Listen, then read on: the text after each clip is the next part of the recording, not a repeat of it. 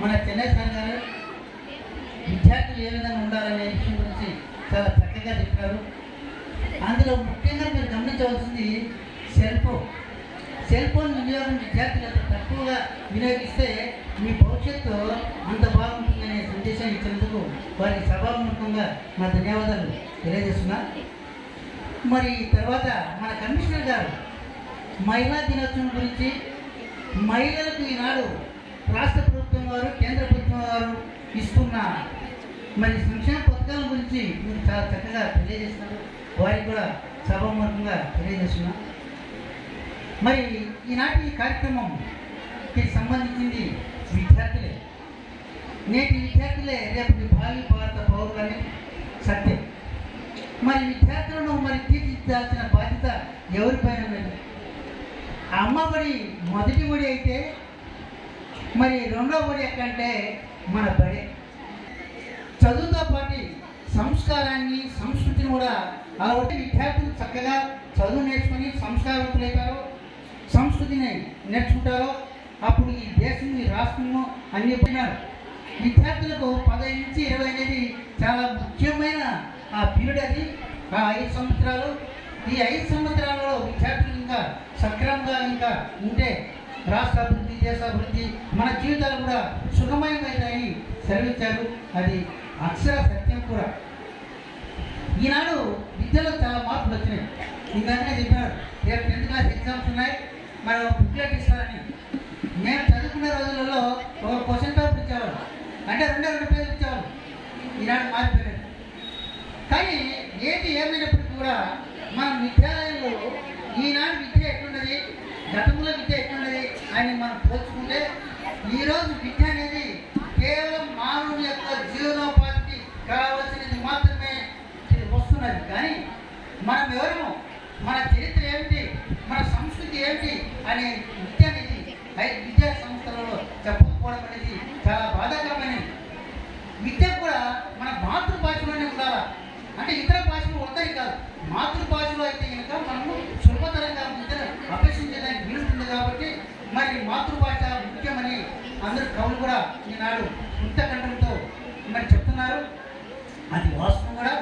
మరి ఇటువంటి పరిస్థితులలో విద్యార్థుల యొక్క ధర్మం ఏంటి, విద్యార్థులు ఏం చేయాలా, మరి గురువులు ఏం చేయాలా, గురువుల యొక్క బాధ్యత ఏంటి, విద్యార్థులు క్రమశిక్షణతో మెరుగేదట్టు చేయాల్సిన బాధ్యత గురువుల పైన ఉంది. కాబట్టి మరి ఈనాడు ఫిక్స్ మ్యాథ్స్ నుంచే చెప్తారు కానీ ఆ తర్వాత సోషల్ నుంచి ఎవరు చెప్పరు.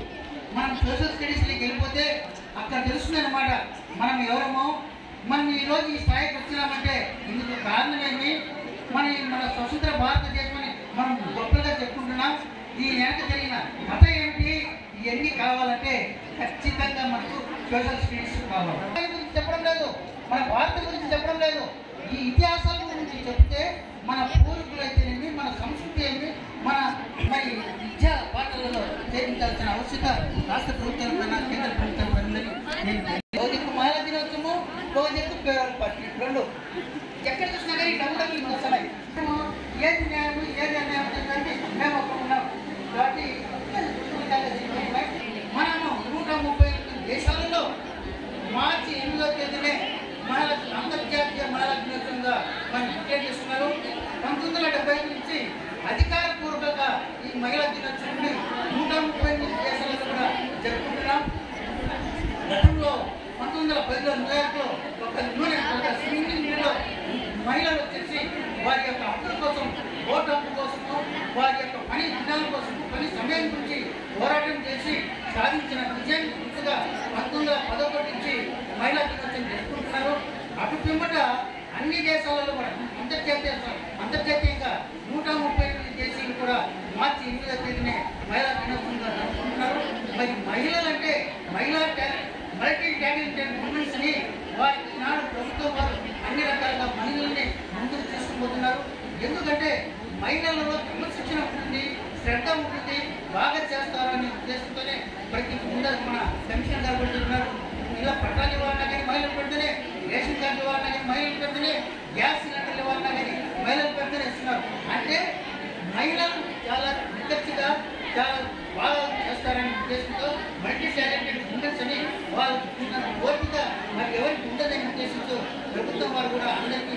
అన్ని రకాలుగా మహిళలకి ప్రాధాన్యత ఇస్తున్నారు.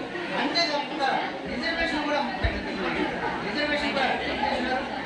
అంటే గతంలో మహిళలకు కింద చూసిన రోజులలో 1983లో మన నందమూరి తారక రామారావు ఆయన తర్వాత మహిళలకు కూడా పురుషులతో పాటు సమాన హక్కులు రావాలని కలగాలనే ఉద్దేశంతో వాటికి కూడా సమాన హక్కులు కలగజేయడం అనేది మనకు వచ్చింది.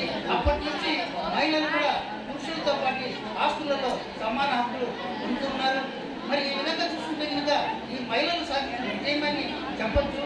ఈ యొక్క కార్యక్రమం గురించి మరి 10th క్లాస్ విద్యార్థులు ముఖ్యంగా మన చెన్నై సార్ గారు చెప్పిన టిప్స్ బాగా అర్థం చేసుకుని మీరు ఎగ్జామ్స్ రాసి మంచి మార్కులతో రత్నం స్కూల్ అంటే ఒక బ్రాండెడ్ స్కూల్గా మీరు పేరు తీసుకురావాలని కోరుకుంటూ ఈ అవకాశం ఇచ్చిన మీ అందరికీ కూడా నా ధన్యవాదాలు తెలియజేస్తాను.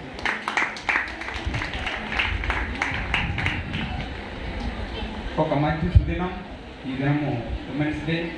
మరి ఈరోజు ఈ వేదికను చట్టము, న్యాయము, మరి ఎడ్యుకేషన్ ఏది అవసరమో అది మీకు కల్పించడానికి, మీకు నేర్పించడానికి ఇక్కడ మనకు మన అతిథులు వచ్చినారు. మరి చాలా సంతోషం సార్ ఇది గుర్తు చేసినారు. ఎందుకంటే బొమ్మ బొరుసు, ఈ బొమ్మ బొరుసు ఉంటేనే నాణ్యానికి ఒక ప్రత్యేకత ఉంటుంది, అది చెల్లుబాటు అవుతుంది. మీకు చదువు ఒకటే ఉంటే సరిపోదు, క్రమశిక్షణ చదువు ఉండాలంటే వీరి యొక్క సూచనలు, వీరి యొక్క సలహాలు మీకు ఎంతో ముఖ్యం. కాబట్టి చదువుతో పాటు క్రమశిక్షణ నేర్పించేదానికి మీకు ఈ ఉపన్యాసాలు ఎంతగానో ఉపయోగపడతాయి.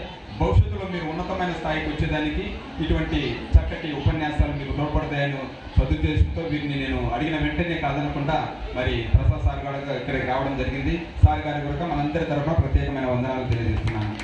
మరి అలాగనే నేను అడిగిన వెంటనే సత్యనారాయణ సార్ కూడా తప్పకుండా వస్తానని చెప్పేసి మళ్ళీ సిఏ గారితో మాట్లాడించి మరి ఈ యొక్క సమావేశానికి చేయడము మన యొక్క అదృష్టంగా భావిస్తున్నాను.